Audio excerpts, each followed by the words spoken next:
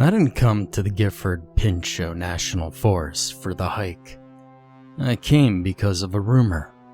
It started as a whisper on the fringes of the internet, buried in a forum where thrill-seekers shared tales of their encounters with the strange and unexplained. At first, I didn't pay much attention. Just another story amongst the thousands. But this one was different. The post hinted at a discovery of a forest not indicated on any map. A forest where the trees seemed to move when one was not looking, and the air hummed with something quite unnatural. He posted a few pictures. Twisted pines stretched out to a misted sky, and shadows danced between the trunks. In one, the only picture barely visible, an indistinct shape stood amongst the trees. It was a mere suggestion rather than reality, but enough to make my heart race. It was a tease that I couldn't get out of my mind. The thought of a hidden forest, a place that the world had not touched, gnawed at me like some nagging itch. Well, I'd been a professional nature photographer ever since I first picked up a camera, seeking that one perfect shot, that one in a million that could pay the bills forever. And this place that turned nature on its head, well, I needed to lay my eyes upon it. So I packed up my stuff and told myself this was just another contract, and that I should find the hidden forest. But it was tedious. The forest lay remote in the mountains, some miles from civilization. My GPS gave way long before I hit the rim of the forest, leaving me to navigate by instinct, and the vague directions I'd puzzled together from the forum, and a few signs here and there. There was nothing around me, at least nothing more than ruts in the earth and dirt roads that twisted through the dense underbrush that clawed at my car. The air grew heavier, thick with the scent of pine, and something else, something metallic that lined my throat. By the time I reached the forest's edge, the sun was starting to set, throwing long shadows across the ground. The trees loomed high above my head, their branches twisted and tangled into one somehow, like some sort of quilt blanket, dense enough to make the sky above completely dark. The air was cool and moist, literally pressing against me like a second layer of thick skin. I drew in breaths deep and long, the smell of pine mixed with the tang of decay. I started taking some pictures, but something about the sound of my camera grounded me. It gave me a kind of soothing comfort as I stepped further into the opening of the forest. I took a couple of pictures of the trees and the mist that was coming out of the ground, or it looked like it was coming out of the ground, like a living being, twisting roots up, out, and around. The deeper I got, the more the forest seemed to close in around me. Trees loomed closer, their branches reaching out like bony fingers, their rough bark grating on my skin with every brush of a contact.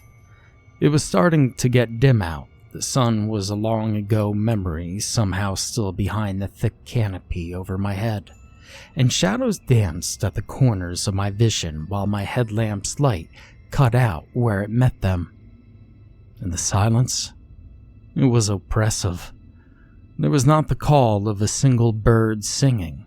There was nothing in the rustle of leaves, not even the far-off call of some random animals, just the sound of my own breath, too loud and hoarse in the still air, hard and ragged, the occasional crunch of leaves under my boots. It was as if the whole forest was waiting, watching.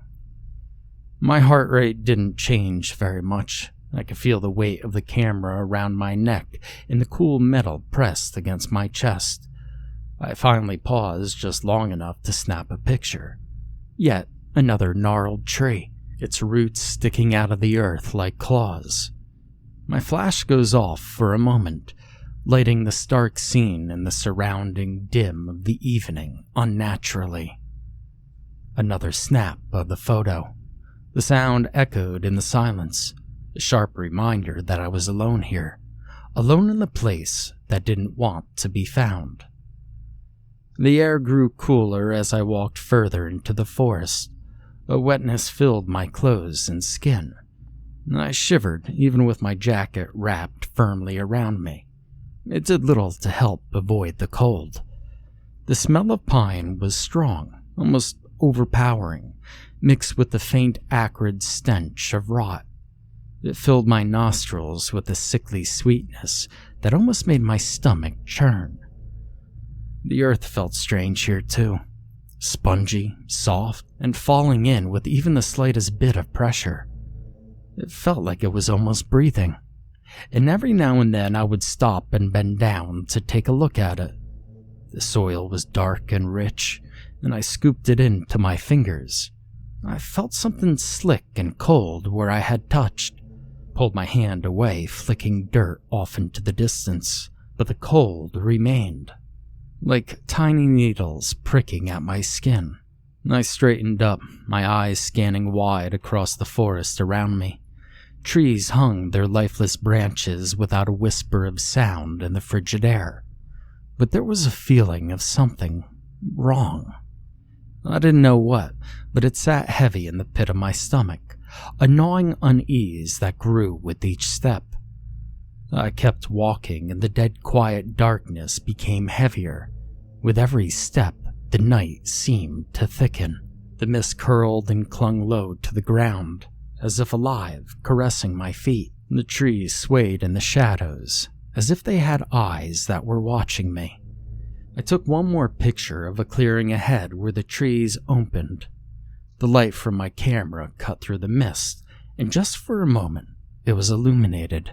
The clearing was empty, but the feeling of being watched remained. I pushed on ahead, and now my heart was pounding through my chest. The trees of the forest seemed to press closer, branches scraping my arms and face as I pushed on. I could feel the weight of the camera around my neck, the strap digging into my skin. It was a minute comfort, something tangible in this place that felt anything but. The fog had grown denser. The air appeared to almost thicken around me, suffocating, pressing in on me. But still I pushed on, driven by the need I couldn't explain. With an overwhelming rush, I was compelled to turn up ahead. And there before me, I saw it. In the center of a tiny clear space stood the old stone walls, gray with their surface pitted and loaded with heavy moss. It felt so strange to be here. Those remains seemed to be of an unknown past. I moved carefully, with my heart thumping against my chest, camera ready in my hands. The closer I got, the more I could feel it. An unease, a sense of wrongness emanating from the well.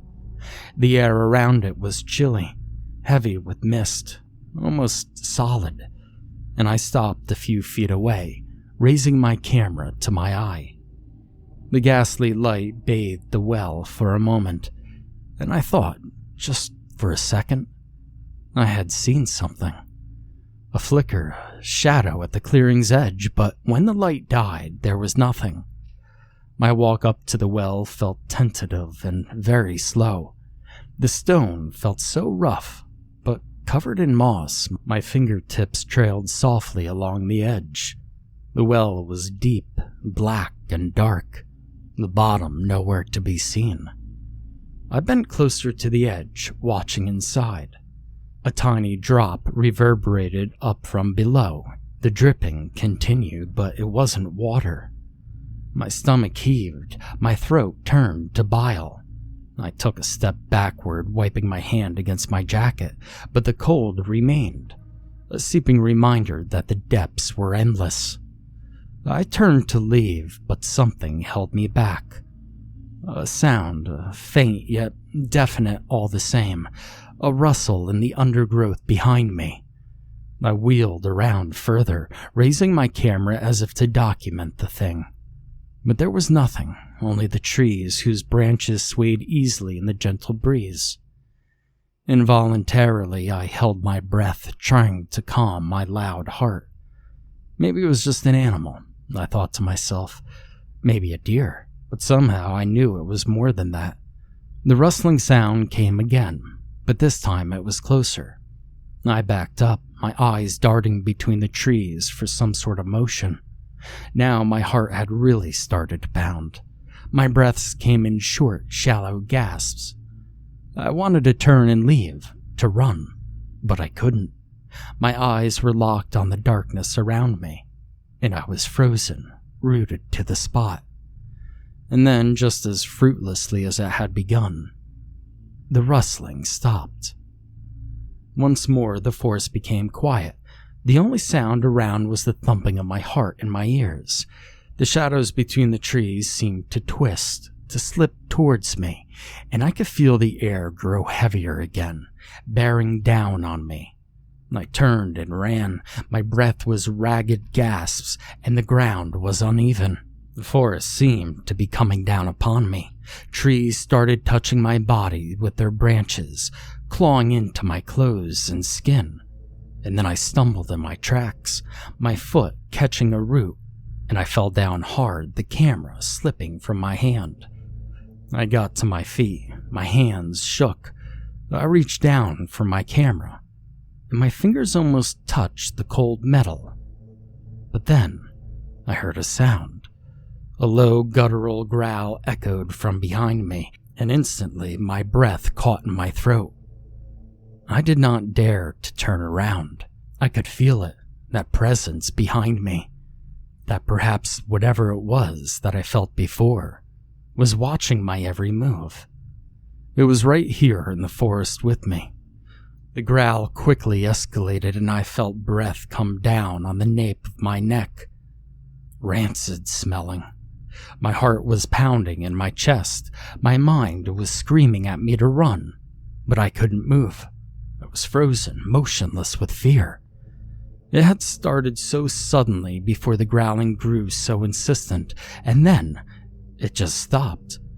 And just like before, the forest went still, the oppressive feeling lifting a bit. I calmed my nerves, and I forced myself to look around. There were only trees, soundless and immobile in the cold air. I grabbed at my camera with fumbling fingers, and I started to run again. I was drowning in fear as the sound of my feet echoed through the desolation. I didn't stop running until I hit the edge of the forest. The trees thinning out, showing enough of the dirt road that I had parked my car on. I staggered toward it. The road was empty and the forest behind me was silent, but I still felt it, a presence of eyes watching me from the shadows. I reached my car and I scrambled inside, slammed shut the door behind me and locked it. My crazy heart went on with its throbbing, almost with violence. But being in the car, I started to feel a small degree of relief of having got away from whatever the hell was chasing me. Put the keys in the ignition and I started the engine. I turned the car around, popping a U-turn as quickly as I could, dust kicking as I sped away from the forest.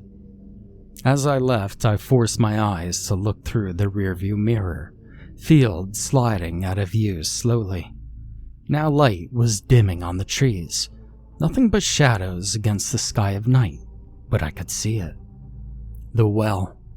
Standing there amongst the trees, just barely visible in the dimming light, was a dark figure. I gasped and my heart took off racing again. The figure seemed tall. Its eyes shone with an unnatural light, fixed on me and watching as I drove away.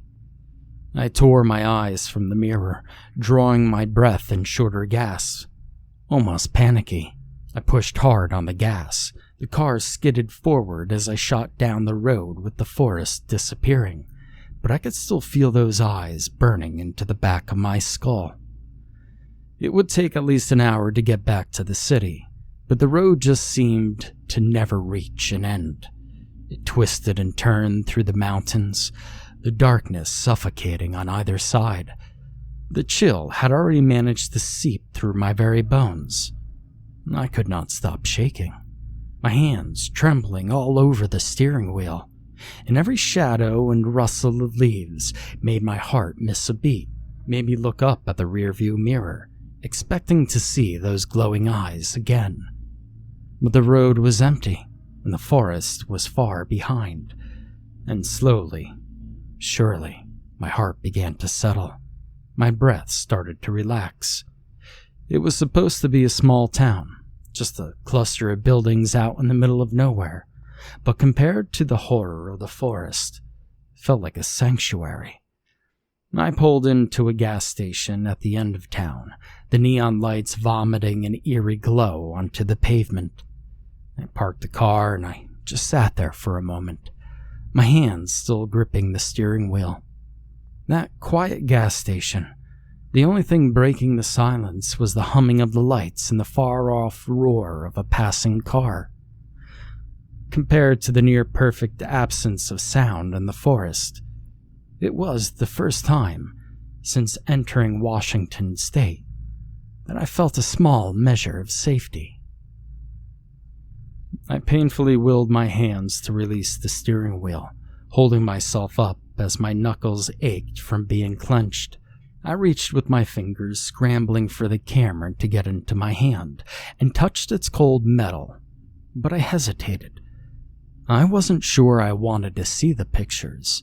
I wasn't sure I wanted to see what all I was capturing in that accursed place, but I knew that I had to. I needed to know if it was real, if any of it was real. And so, taking a deep breath, I turned the camera on. The screen flickered to life. The first shots were the exact thing one would expect. Trees and mist, twisted roots, and the clearing with the well. But then, scrolling through, something caught my eye. A dark shadow at the very edge of one of my photos. That figure, who had been following my every move, was in my picture.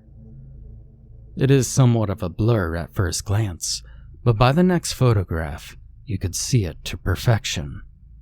Those eyes glowing in the dark.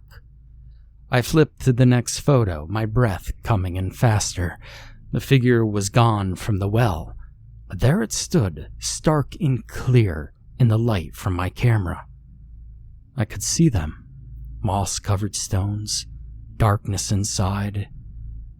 My eyes peered into the blackness of the well, as slowly a hand rose, outstretched, bony, faintly pale because of the darkness, with crooked fingers as if it were trying to grip onto something like me. I dropped the camera from my trembling fingers and it rolled onto the floor. My heart pounded with madness as I stared at the screen in horror. Bile rose in my throat, my stomach twisted in angry knots. I wanted to look away and to shut the camera off. But then, with a click, the image was gone and the battery totally dead. The screen went dark and I was left hopelessly all alone with that picture of that hand burned into my mind. I sat for what seemed like hours just sitting with the camera in my lap. The gas station was silent, and the world outside my car seemed at peace and without movement. I couldn't stay here, I had to keep moving, to get away from the forest.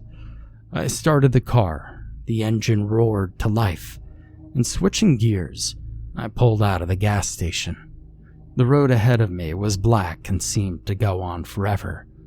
But that's okay, because what was on my mind at that moment was to put some miles between myself and the forest. The trip was long, the road winding between the mountains, but I would not stop until I got far enough away. But as I was driving, I couldn't help but to focus on the weight of that camera in my lap. The image of that hand burned so perfectly into my mind, but I pushed it away. It was just before daybreak that I managed to get back home. The hue of the sky was turning brighter, something that was a strange sense of relief for me. The sunrise painted the horizon in shades of pink and orange. I parked the car in my driveway, finally able to focus on something that was familiar and welcoming rather than the horrors of the night before. I was safe, I thought.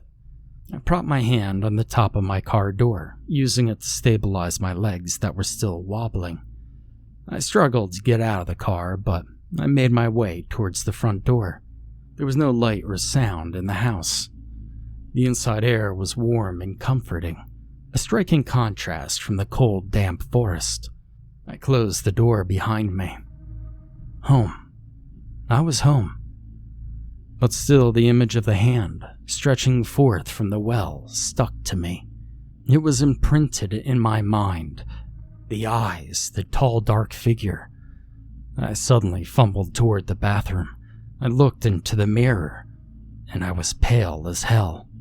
Dark circles ringed my eyes, and my clothes were ashen, dirty, and sweaty, and were full of grass stains that I had gotten when I fell. I tried to wash the fear and memories away by splashing my face with cold water. I fumbled my way into my bedroom. The lights were off and the bed unmade. The sheets nothing but a tangled mess of fabric, but I didn't really care. I just threw myself on it, and finally the weight of the night left me. But there was no sleep. The moment I shut my eyes, it would come. The forest again, the well, and the hand coming out of the darkness. I felt by the light of day, the cold air in the forest, the dampness of the night worked into my bones. The presence followed me, watched me.